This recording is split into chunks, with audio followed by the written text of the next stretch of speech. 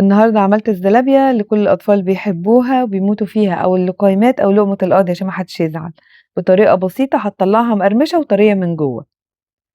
أول حاجة معايا 3 معالق كبيرة خميرة ومعلقتين سكر، هحطهم في نص كوباية مية سخنة وهسيبها لحد ما تفور وتبقى بالمنظر الحلو ده.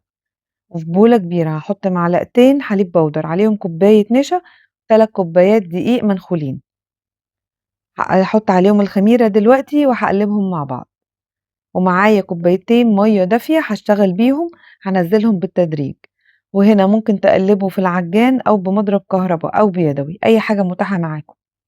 المهم نقلّب كويس، بتاخد معانا تقريبًا 10 دقايق لحد أمّا نوصل للقوام اللي إحنا عايزينه بالمنظر ده.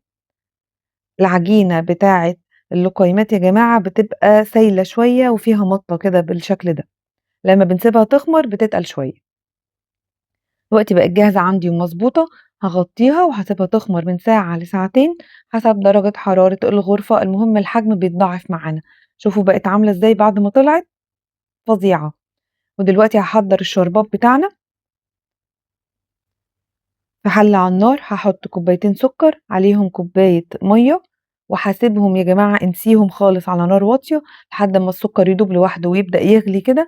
دلوقتي هاعصر عليه نُص ليمونة وهاسيبهم يغلوا غلوتين والشربات جاهز عندِك، حابة تحطّي رشة فانيليا أوكي.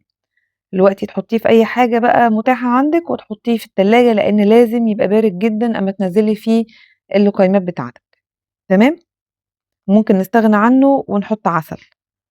هنا هابدأ أحمّر اللقيمات بتاعتي أو أحضّرها في حلة على النار فيها زيت غزير سُخن، هابدأ أنزّل العجينة بتاعتي بشويش، وممكن تستعملوا كيس الحلواني يا جماعة أو معلقة، أي حاجة متاحة عندكم تريّحكم.